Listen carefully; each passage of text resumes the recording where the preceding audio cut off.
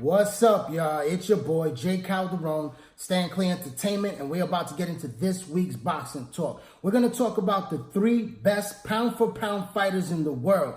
First up, we're talking about Terence "Bud" Crawford, pound for pound, the #1 guy in boxing today, defending his WBO welterweight title against former world champion Amir Khan. Then we're going to do a recap over the fights that took place this past weekend with 2 other pound for pound top fighters in Vasyl Lomachenko and Claressa Shields. But let's talk about this Terence Crawford versus Amir Khan fight. It's going down in Madison Square Garden, New York City. Yours truly, Calderon, will be in the building for this live event. And it's going to be a very good, interesting fight between 2 very athletic, very skillful fighters in Amir Khan and also Terence Crawford. Now, Crawford is the heavy favorite in this fight because he is the #1 fighter in the world today. He is a very outstanding, skillful boxer that can also punch. He has good punching power that he's been able to carry to the 147-pound weight division. But this is the biggest name on his resume since Yorkis Gamboa. And people feel that Terence Crawford doesn't deserve the title as pound for pound the #1 fighter in the world. This man has won titles in 3 different weight divisions, and he is the undisputed king of 140 pounds, the junior welterweight division. Now he's fighting at 147, and he's taking on the biggest name so far in Amir Khan. Khan has been a very good fighter throughout his career, but he has had one major problem throughout his career, and that has been his chin.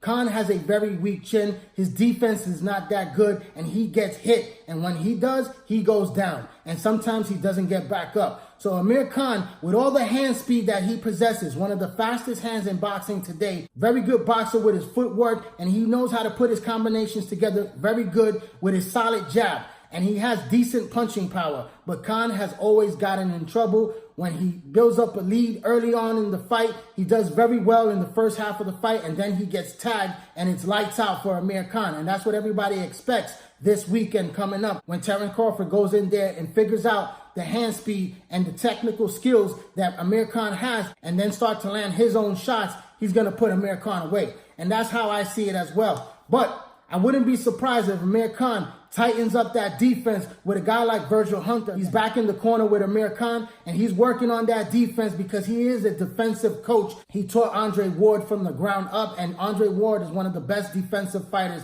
in the game. But Amir Khan is not definitely Andre Ward. So Amir Khan has to be able to tighten up that defense and use his lateral movement, use those quick hands to be able to score punches and box very well the way he does always. He did it against Canelo Alvarez, where he was winning that fight and boxing Canelo Alvarez's ears off, but then he got caught with that big shot, and it was lights out for Amir Khan. Same way he did against Danny Garcia. He was winning that fight, boxing Danny Garcia very well, and then he got caught with the left hook, and it was all over for Amir Khan.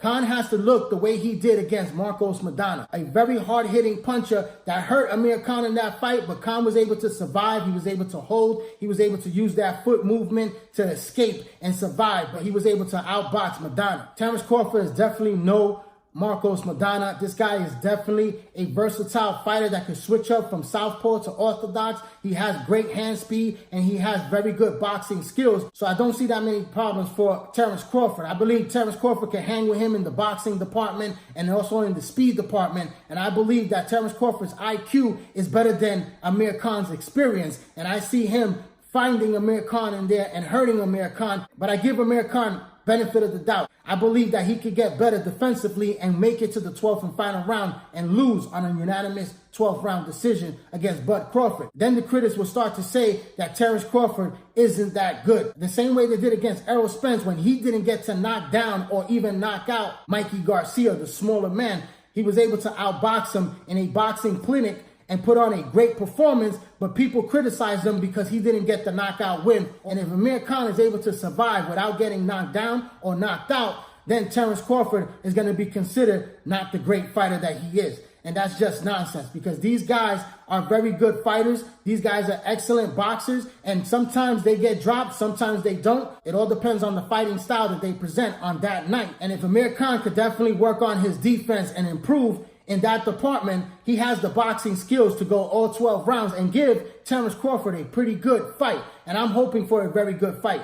That's what I would like to see. But I have Terence Crawford as my pick as winning this fight hands down, either by knockout or by decision victory. It's a very good stacked card. You know, you got Shakur Stevenson against Christopher Pitufo Diaz. That's a great matchup right there. Shakur Stevenson has a lot on his mind outside of the ring. Let's hope that he's focused. This is his 11th pro fight. It's a big step up for him against a dangerous fighter like Christopher Diaz, who has a very good left hook, who can go to the body and has excellent boxing skills as well. So it's a great matchup. It's a 50-50 fight in my book. I like to see both men put on a great performance and made the best man win. Then you have lightweight sensation, Brooklyn's own Teimo Lopez. This kid is a rising star in the lightweight division of 135 pounds against a solid fighter that's in the top 10. And this should be a very good test fight to get the rounds in the bank because he has early knockouts, but I believe that he will prevail and he will get that knockout victory in the later rounds. Also on that card, you have Puerto Rican Olympian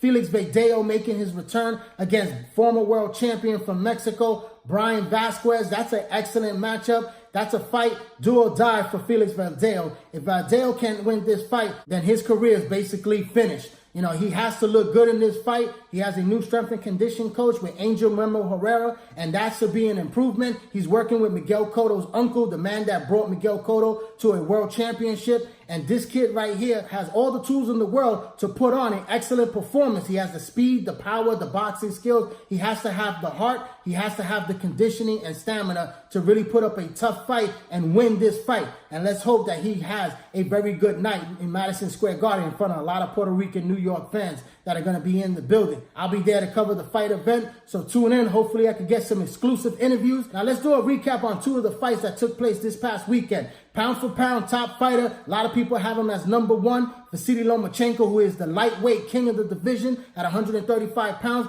He put on what was expected against a former world champion, a mandatory that he had against England's own Anthony Corro. Corro is a tough fighter, a guy that went up against Jorge Linares twice and gave competitive fights, but came up on the short end. Corro is a bigger lightweight than Vasyl Lomachenko, but skills pay the bills, and Lomachenko is one of the most skillful fighters, pound for pound, today. No question about it. He could be the most skillful fighter than any other boxer in boxing today. And Lomachenko went in there and handled his business. He took apart Anthony Corro with ease, you know, using that great foot movement, using those quick hand speed, putting his combinations together, letting off shots to the body and to the head with the uppercut, the hooks, the straight right hands, and he just totally demolished Anthony Corro for a knockout victory and to retain his lightweight crown. He's looking to unify all the title belts. He called out Mikey Garcia. If Mikey Garcia can make it back down to 135 pounds, because he just fought at welterweight 147, he wants Mikey Garcia's WBC lightweight title, and that's the super fight at 135 pounds. That's a pay-per-view fight. That's a major fight. Bob Arum said that he's willing to make that fight with Mikey Garcia. But is Bob Arum willing to pay Mikey Garcia what he wants? He's going to make the excuse that he's going to outprice himself in this fight in order to not make that fight with Mikey Garcia. That's basically what's going to happen, because the politics of boxing should not prevent this fight from happening, because Mikey Garcia is a free agent to go anywhere he wants to. He can fight on ESPN pay-per-view. He just fought on Fox pay-per-view, and this guy could fight on Showtime as well. So, you know, he could go anywhere he wants to for the biggest payday, for the biggest fight for legacy, and this is a legacy fight. And this is one that Mikey Garcia should do everything in his power to make happen. And let's hope that Bob Arum is fair in the negotiations so they can make this fight for the boxing fans, because it is the super fight in the lightweight division, and I would love to see Mikey Garcia versus Vasyl Lomachenko. Now, he's also looking at IBF champion Richard Comey. Comey is a guy that's going to get demolished just the way Anthony Corro got demolished.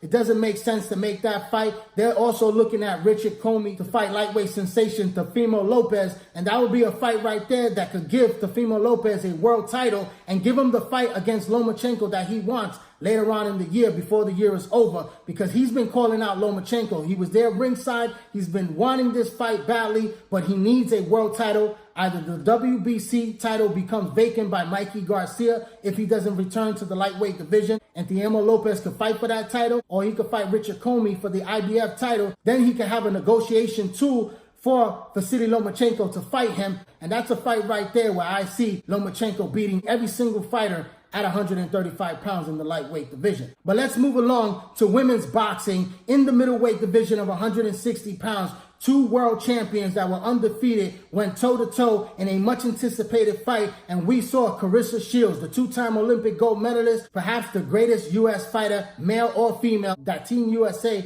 has ever produced, and Claressa Shields, a two-division world champion that unified the middleweight division in a boxing clinic. This really surprised me. You know, I thought that this was a 50-50 fight. I saw Claressa Shields that was going to go in there with her aggressive style, putting on the pressure, but she fought a different style fight, and I was very impressed with the performance that she did, that she definitely outboxed the boxer in this fight. She out-jabbed Christina Hammer, using double or triple jab and being very effective with her jab. Also going to the body with some good body work, like I said she needed to do in my previous video. And she was the quicker fighter with her hand speed. She was the aggressive fighter, of course, and she boxed more than she went toe-to-toe. But she stood right there in the pocket, and she was the more physically strong fighter than Christina Hammer, who really didn't offer anything in return, but held excessively in this fight. She kept on holding on to Claressa Shields, and she just couldn't get off her shots. And not even that jab was effective enough to hold off Claressa Shields, who kept on pressing the attack,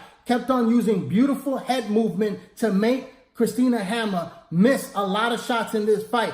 Beautiful defense by Claressa Shields, much improved area that she has produced under the tutelage of John David Jackson, who is a former world champion as well, who has done an excellent job with Claressa Shields, improving her as a fighter. Like I said, this woman is just in her 9th professional fight. She is getting better and better with each fight, and this was the biggest fight of her career, and she dominated this fight. I gave 2 rounds to Christina Lady Hammer. Most people gave just 1 round, the first round, which was a feel-out process, but I gave round 3. It was a very close round, and I gave that edge to Christina Hammer. But the whole fight was dominated by Claressa Shields, and she did an excellent job winning a unanimous decision and unifying and becoming the undisputed middleweight king of 160 pounds. She is definitely, pound for pound, the new #1 female fighter in boxing today. I know Cecilia Brækhus holds that title, but this woman deserves it. In just her 9th professional fight, her outstanding amateur career that produced 2 Olympic gold medals, and now she has captured 6 world titles in 2 weight divisions,